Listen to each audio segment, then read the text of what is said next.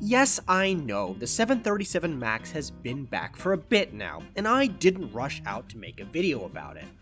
Frankly, I didn't see the point to actively seek it out, and I didn't even watch other content creators' videos on it.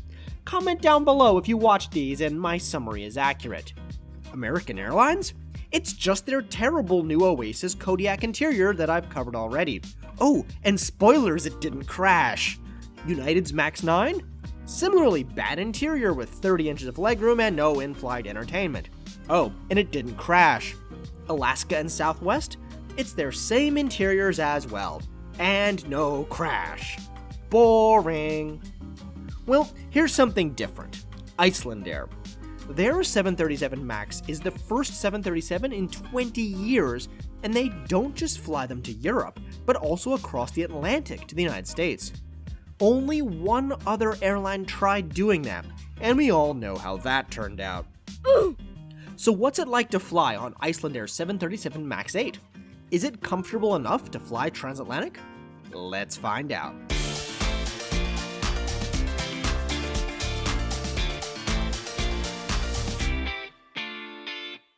Let's go ahead and get all of the 737 MAX jokes out of the way. Oh, you're flying on a 737 MAX? I also like to live dangerously. They fly now? They fly now! Hey everyone, I'm flying on a 737 MAX. So you have chosen death. So I was booked on a direct flight from Reykjavik to Chicago on the MAX. The route was operated by the MAX before the international grounding. Then the pandemic hit. Finally, with the MAX recertified and travel resuming, the route was scheduled to resume. But it didn't happen. I'm not really sure why the flight was canceled.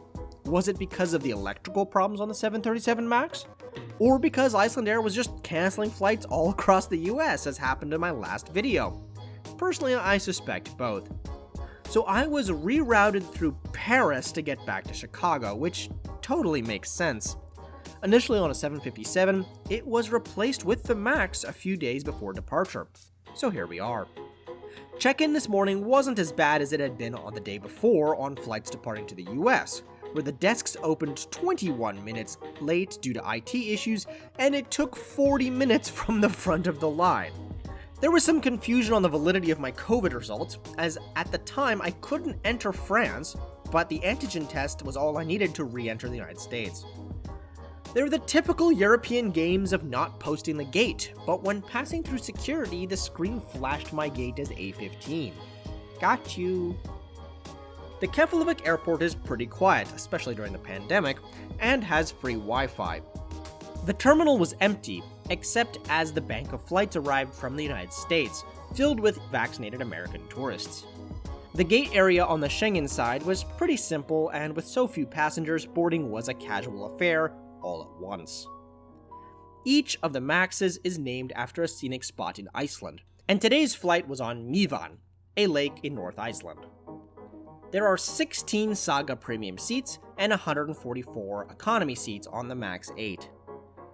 The economy seats aren't that bad, frankly. 31 to 32 inches of legroom with in-seat entertainment, which is the same as in Saga Premium, which I reviewed previously. They are slimline, and the row in front of the exit row didn't recline. Of note, the safety card made no mention of the word MAX. Speaking of safety, there was nobody in the exit rows, which cost extra, and I was asked to move there to be present for takeoff and landing. I've joked previously about empty exit rows before, but this was the first time in a while where the crew has asked that at least one person be there. Perhaps Icelandair has extra safety precautions, or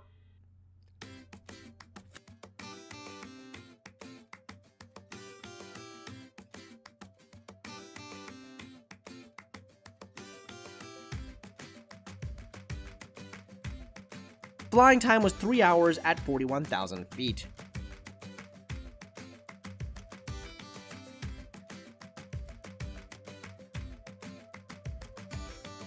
Normally you need to pay €6 for Wi-Fi in economy, but it was free today if you can get it working. Great! I couldn't. There's no free food in economy, even on transatlantic flights. Instead, it's all buy on board. That's how WoW did it, so Icelandair copied them. Never mind that WoW is gone, they kept the practice. The menu is more limited due to COVID, but I ordered their pizza for 1,150 Icelandic kroner. Non-alcoholic beverages are complimentary, though traditionally not on their cheapest tickets. Also, all children get free food on Icelandair flights, which is a nice gesture.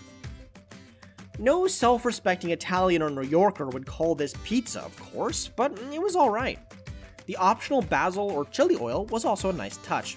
I still dream of the pizza I had on Alitalia years ago. This wasn't there, but was decent. The lavatory is a bit tight, but definitely not American Airlines Oasis bad. One final observation was the order of languages. The cabin crew made announcements in English, then Icelandic. The flight crew did Icelandic, then English. We managed not to faceplant in the North Atlantic and approached Paris from the west. We got a great view of the city, though sadly I couldn't access my camera with a zoom lens while seated in the exit row. First world problems, I know. We passed Le Bourget and touched down at Paris-Charles de Gaulle.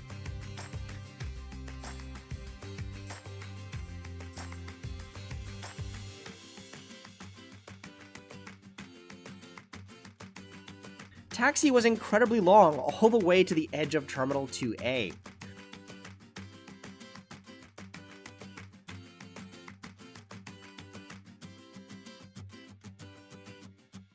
We deplaned and I hoofed it all the way to Terminal 2E for my connecting flight to Chicago. Transit from the Schengen to non-Schengen in Paris was quite the experience, as you enter France at customs, but at this point in the pandemic I wasn't allowed to enter the country. Instead, you walk down a secure corridor of the now shuttered terminals, arriving at check-in in the international gates, but you can't even exit. But we'll cover that in the next video. So Icelandair 737 MAX in economy. It really wasn't that bad, honestly. True, the flight was empty and I got a free exit row seat, but the cabin crew was friendly, the paid food decent, and the interior was pretty nice. The lack of free food or functioning Wi-Fi does make them less competitive with full-service carriers, and Icelandair really needs to decide if they want to stay low cost and compete with Norse Atlantic Airways, or the legacy carriers. If you're gonna have a connecting flight in Reykjavik, there needs to be a good reason. Sure, having a free stopover is great and Iceland speaks for itself, but they also need to compete on either price or quality, and they need to pick one. Thanks for watching. If you like this video, click that button and please subscribe for many more flight reviews to come. I'll see you on the next one.